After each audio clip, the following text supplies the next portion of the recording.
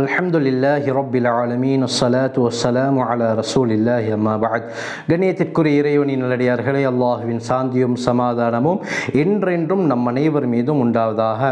கடைசி பாடத்தில் ஜுர்ஹும் கூட்டத்தினர் 2000 வருடங்கள் மக்காவுடைய அந்த தலைமை பொறுப்பை ஏற்றிருந்தார்கள். மக்காவுடைய ஆதிக்கம் அவர்களிடத்தில் தான் இருந்தது என்ற விடயத்தை நாங்கள் தெளிவாக பார்த்தோம். இப்படி இருக்கும் பொழுது கடைசி காலகட்டத்தில் ஜுர்ஹும் கூட்டத்தாருடைய நிலைமை மக்காவில் மிகவும் மோசமடைய ஆரம்பித்தது. அவர்களுடைய அந்த ஆதிக்கம் அப்படியே குறைய ஆரம்பித்தது. அவர்களிடத்தில் இருந்த பொருளாதாரங்கள், பணங்கள், செல்வங்கள் எல்லாம் அப்படியே குறைய ஆரம்பித்தது. இந்த சந்தர்ப்பத்தில் இந்த ஜுர்ஹும் கூட்டத்தினர் என்ன செய்தார்கள் என்று சொன்னால், காபாவை யாரெல்லாம் தரிசிப்பதற்காக வேண்டி வருவார்களோ, ஹஜ்ஜுடைய சீசனில் காபாவை தவாப் செய்வதற்காக, அந்த கிரிகைகளை செய்வதற்காக யாரெல்லாம் வருவார்களோ அவர்களை இம்சித்து காபாவுடைய செல்வங்களையும் இவர்கள் சூறையாட ஆரம்பித்தார்கள். அல்லாம ஜரீர் தபரி ரஹ்மத்துல்லாஹி அலைஹி இந்த விடயத்தை தங்களுடைய தாரீஹ் தபரியில் தெளிவாக சொல்கிறார்கள். எனவே இந்த காபாவுடைய சொத்துக்களை இவர்கள் சூறையாட ஆரம்பித்த விடயம் அந்த காலத்தில் இருந்த அத்னானியர்களுக்கு மிகப்பெரிய வெறுப்பை ஏற்படுத்தியது. இந்த விடயம் இது சரியில்லை என்பதாக அவர்கள் இந்த ஜுர்ஹும் கூட்டத்தினரை வெறுக்க ஆரம்பித்தார்கள்.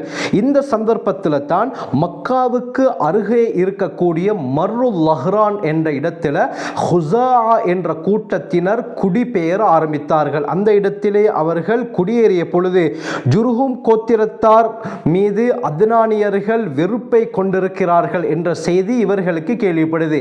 அப்ப ஜுர்ஹும் கூட்டத்தாருக்கும் அத்னானியர்களுக்கும் மத்தியில் தொடர்பு மிக மோசமாக இருக்கிறது.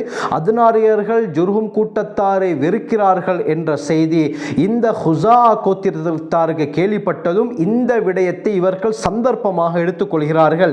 என்ன செய்தார்கள்? இந்த ஜுர்ஹும் கூட்டத்தார் மீது அத்னானியர்கள் எந்த வெறுப்பை கொண்டிருந்தாங்களோ அதை இந்த ஹுஸா கோத்திரத்தார் பயன்படுத்தி கொண்டு என்ன செய்தார்கள்? அத்னானியர்களுடைய ஒரு பிரிவினராக இருந்த பனு பக்ர் இப்னு அப்தி மனாஃப் என்ற குடும்பத்தாருடைய உதவியுடன் சேர்ந்து இந்த ஹுஸா கோத்திரத்தார் ஜுர்ஹும் கோத்திரத்தார் மீது போர் தொடுத்தார்கள். போர் தொடுத்து அவர்களை மக்காவிலிருந்தே வெளியேற்றி விட்டார்கள். மக்காவிலிருந்து இந்த ஜுர்ஹும் கூட்டத்தாரை விரட்டி அடித்து ஹுஸா கோத்திரத்தார் மக்காவுடைய கட்டுப்பாடை தங்களுக்குள்ளால் அவர்கள் கொண்டு வந்தார்கள். தங்களுடைய ஆதிக்கத்துக்கு கீழால் ஹுஸா கோத்திரத்தார் என்ன செஞ்சாங்க? இந்த மக்காவுடைய கட்டுப்பாட்டை கொண்டு வந்தார்கள். எனவே இவர்கள் பிளான் பண்ணி அத்னானியர்களுக்கும் ஜுர்ஹும் கூட்டத்தாருக்கும் மத்தியில் இருந்த இந்த வெறுப்பை பயன்படுத்தி அத்னானியர்களுடைய ஒரே ஒரு பிரிவினர்களுடன் சேர்ந்து இந்த ஜுர்ஹும் கூட்டத்தாரை விரட்டி அடித்து அதுக்கு பின்னால ஆட்சியை ஹுஸா கோத்திரத்தார் தான் எடுத்துக்கொண்டார்கள். அத்னானியர்களுக்கு கொடுக்கவில்லை. இதற்கு பிறகு 300 வருடங்கள் மக்காவுடைய ஆட்சி ஹுஸா கோத்திரத்தாரிடத்தில் தான் இருந்தது. இப்ப ஜுர்ஹும் கூட்டத்தார் மக்காவிலிருந்து வெளியேறும் பொழுது மக்காவில் இருந்த அந்த ஜம்சம் கிணற்ற அடையாளம் தெரியாதவாறு முழுமையாக மூடிவிட்டு தான் அவர்கள் மக்காவிலிருந்து வெளியேறி போனாங்க.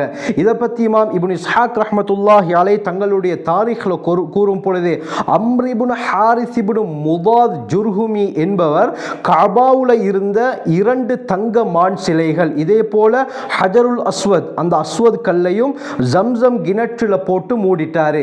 காபாவுல இருந்த 2 மான் சிலைகளையும் அந்த ஹஜருல் அஸ்வதையும் ஜம்சம் கிணற்றில் போட்டு அவ்வாறு மூடிவிட்டார். அவரும் அவரை சேர்ந்த ஜுர்ஹும் கோத்திரத்தாரும் யமன் நாட்டுக்கு அதற்கு பின்னால் சென்று குடியேறினார்கள். அப்ப நபி இஸ்மாயில் அலைஹிஸ்ஸலாம் அவர்களுடைய காலத்திலிருந்து கிட்டத்தட்ட 2100 வருடங்கள் ஜுர்ஹும் கூட்டத்தார் மக்காவில் இருந்தாங்க. 2000 வருடங்கள் தங்களுடைய ஆட்சிக்கு கீழால் அந்த மக்காவை வைத்திருந்தார்கள். 100 வருடங்கள் மக்காவில் இருந்தார்கள், குடியேறி 100 வருடங்கள் அவ்வாறு மக்காவில் சும்மா தான் இருந்தார்கள். அதற்கு பிறகு தான் ஆட்சி கிடைக்கிறது. மொத்தமாக 2100 வருடங்கள் மக்காவில் இருந்தார்கள். கடைசி 2000 வருடங்கள் தங்களுடைய கட்டுப்பாட்டுக்கு கீழால் மக்காவை இவர்கள் வைத்திருந்தார்கள். அதற்கு பின்னால ஹுஸா கோத்திரத்தார் மக்காவை கைப்பற்றிய பிறகு இவர்களுக்கு உதவியாக இருந்த அந்த பக்ர் கோத்திரத்தாரை இணைத்துக் கொள்ளாமல் தனியாகவே தங்களுடைய ஆட்சிகளை செய்ய ஆரம்பித்தார்கள். அந்த ஜுர்ஹும் கூட்டத்தார் விரட்டி அடிப்பதற்கு இவர்களுக்கு ஹுஸா கோத்திரருக்கு உதவியாக இருந்தது அந்த பனு பக்ர் இப்னு அப்தி மனாஃப் என்ற பிரிவினர்கள் தான். ஆனால் அவர்களை தங்களுடைய ஆட்சியில் இணைத்துக் கொள்ளாமல் ஹுஸா கோத்திரத்தாரை தங்களுடைய ஆட்சிகளை செய்ய ஆரம்பித்தார்கள். ஆனாலும் பக்ர் கோத்திரத்தை சேர்ந்த முதாத் என்ற குடும்பத்தாருக்கு மட்டும் 3 பொறுப்புகளை ஹுசா கோத்திரத்தார் கொடுத்திருந்தார்கள். இவ்வளவுதான் அவர்களுக்கு கிடைத்த அந்த பொறுப்புகள். முதலாவது பொறுப்பு என்ன? ஹஜ்ஜுக்கு வருபவர்களை அரஃபாவிலிருந்து முஸ்தலிஃபாவுக்கு அழைத்து வருவது, அரஃபாவிலிருந்து முஸ்தலிஃபாவுக்கு கூட்டிக் கொண்டு வருவது. இதே போல ஹஜ்ஜுடைய கடைசி தினமான துல்ஹிஜ்ஜாவுடைய 13வது நாள் மினாவில் இருந்து பயணமாகுவதற்கு அனுமதி அளித்தல். இது முதலாவது பொறுப்பு. இந்த முதலாவது பொறுப்பு இல்யாஸ் இப்னு முதர் வம்சத்தில் இருந்த அல் கௌஸ் இப்னு முர்ரா குடும்பத்தாருக்கு கிடைத்தன.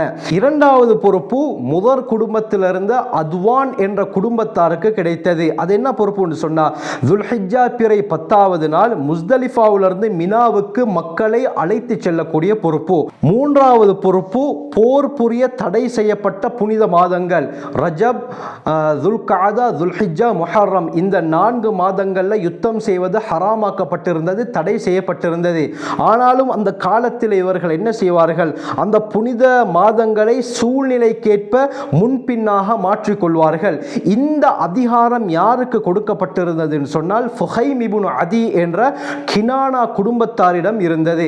ஆகவே இந்த 3 பொறுப்புகள் மட்டும்தான் அந்த பக்ர் இப்னு அப்தி மனாஃப் கோத்திரத்தாருக்கு கீழால் இருந்த அந்த குடும்பங்களுக்கு பிரித்து கொடுக்கப்பட்டதை தவிர இவர்களை ஆட்சியில் இந்த ஹுசா கோத்திரத்தார் இணைத்துக் கொள்ளவில்லை.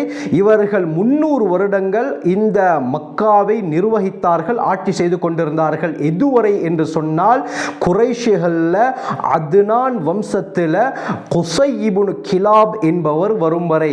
இந்த குஸை இப்னு கிலாப் யாரு? ஹஜ்ரத் ரசூலுல்லாஹி ஸல்லல்லாஹு அலைஹி வஸல்லம் அவர்களுடைய முக்கியமான பாட்டனார் முஹம்மது ஸல்லல்லாஹு அலைஹி வஸல்லம் பின் அப்துல்லா பின் அப்துல் முத்தலிப் பின் ஹாஷிம் பின் அப்தி மனாஃப் பின் குஸை. ஹஜ்ரத் ஸல்லல்லாஹு அலைஹி வஸல்லம் அவர்களுடைய 4வது பாட்டனார் தான் இந்த குஸை இப்னு கிலாப். இவர் வரும் வரை குஸா கோத்திரத்தார் மக்காவிலே தன்னுடைய ஆட்சியை செய்து கொண்டு தான் இருந்தார்கள். இவர் வந்ததுக்கு பின்னால தான் ஆட்சி மாற்றம் அப்படியே அத்னான் குடும்பத்தாருக்கு குறைஷியர்களுக்கு கைமாறுது.